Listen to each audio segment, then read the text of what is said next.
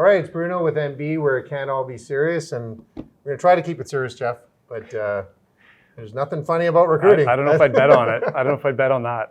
But yeah, we're talking about the hidden cost of hiring, right? And I like to hit right away. Number one, what do you think? You're a pro.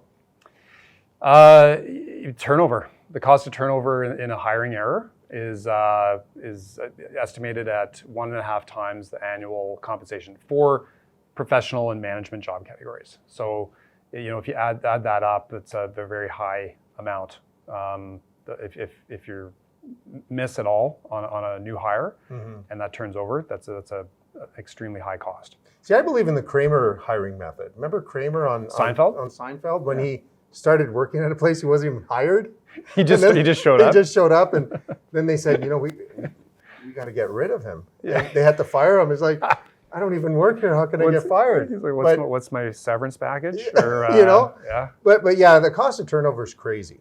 Like the wrong hires and impact of your team too, right? I mean, if you kind of broadly group your current lineup of people into your A players, your B players, and the C players, like if your A players are burning out covering for C players, eventually that's not going to end well, and you're going to have a rebuild to do on that particular team, and the cost of that will be in time, energy, money, your internal talent acquisition team, your recruiting team internally, HR, time cycles, all the marketing of the job openings, whatever channels you're using these days, recruitment costs, severance costs. We were talking about that. If you're making moves, ads, changes, like all those things when you add it up, and you mentioned, I mean, you take almost any company these days, and the line item on your expenses called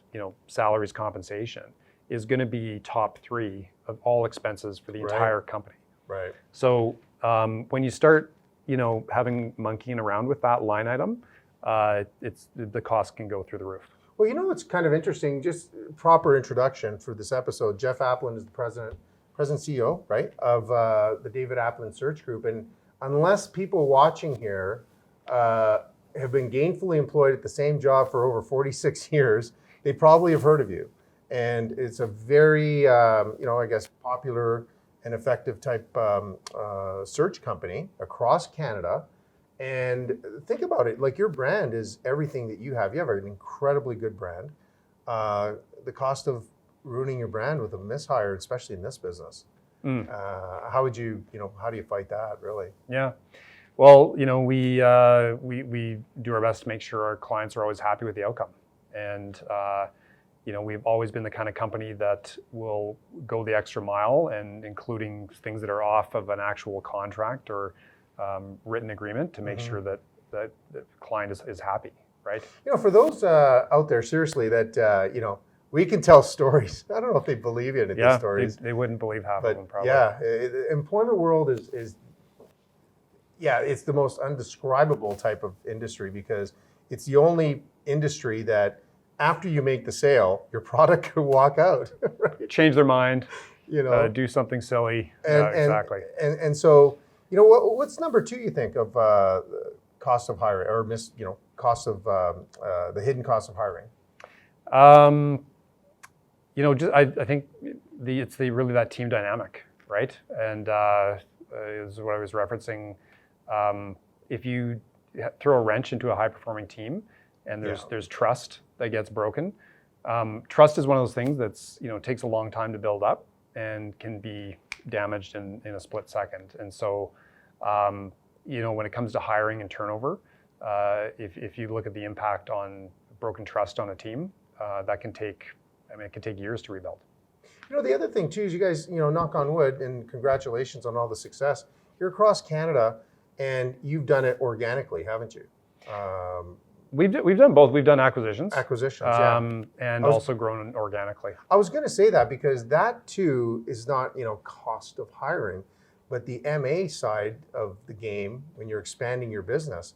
Walk us through that. I mean, you've done that. That's what I was alluding to. It's not just hiring the wrong person. You're merging or buying or being bought by other companies. Walk us through that. Yeah. Yeah, I mean, if you want to grow, it's a good way in services to grow partially by acquisition and partly by organic growth. And for sure, I mean, we continue to look for companies to acquire and to blend into our organization.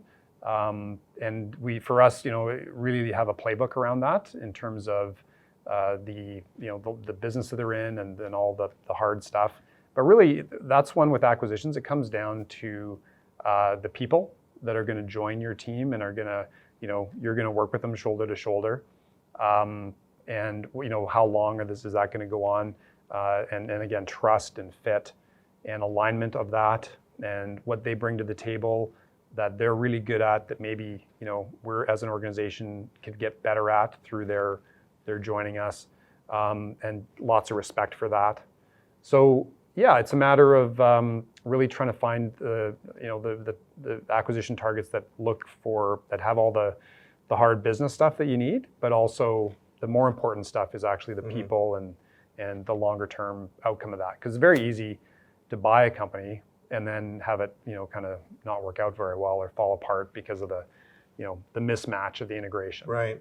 Well, again, for the folks out there, is like, I am being as genuine as I can. I have the utmost respect for your firm and how you guys have grown. And I mean, having been part of that industry for so long, with merging and hiring people, it's not the type of industry you would maybe agree that you don't go to school for and then graduate and kind of go, I'm going to this firm. But this is still this is a firm, right? And you talk about center of excellence. Walk me through what the David Aplin Group considers center of excellence. Center of excellence. Yeah, so our business model is based on deep specialization, recruiting by job category and industry.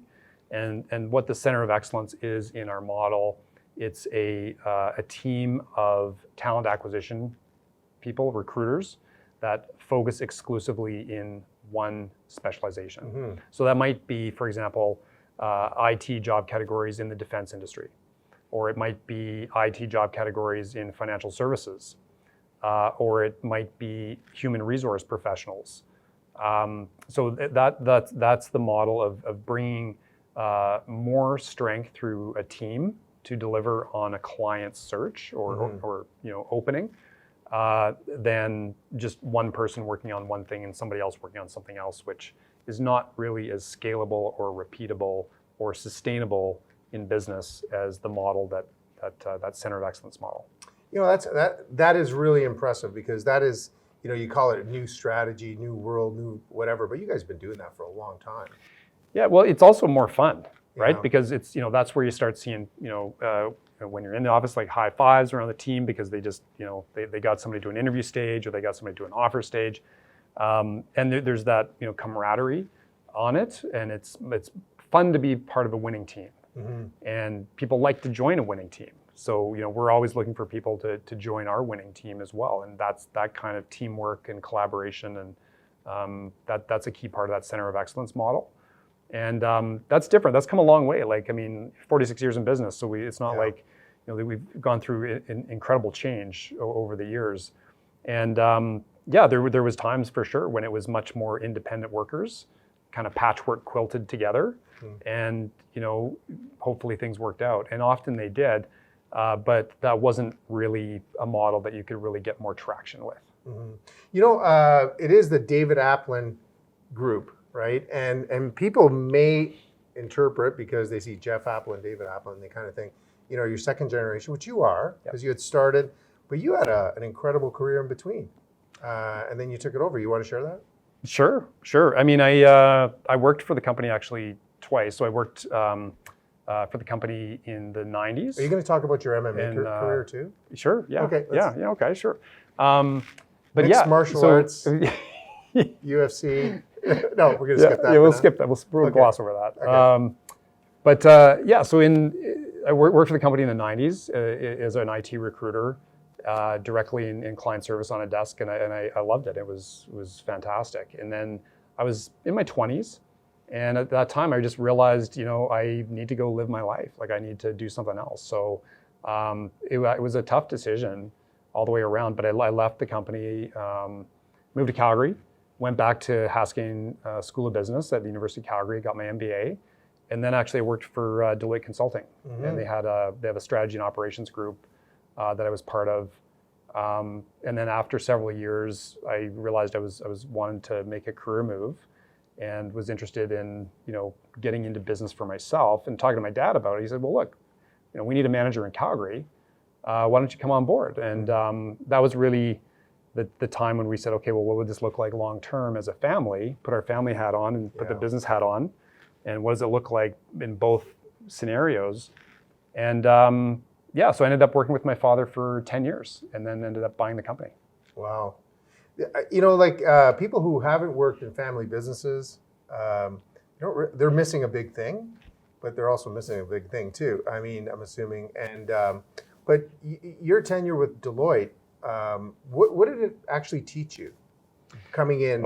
I learned so much at Deloitte because in that model, you got exposure to so many different companies and organizations, right? From oil and gas companies to crown corporations to private growth businesses, and you got to see how they make decisions differently and their cultures differently, and you'd actually be on site, right? Right. So that was a huge accelerator for what I liked about different organizations and cultures and industries and all that stuff, and what I thought probably I wouldn't last long in, or it wasn't really going to be where I'm going to thrive. And so I learned a lot, and just tons of really smart people, really dedicated people, fun people to work with. So I still look back with really fond memories of my time at Deloitte.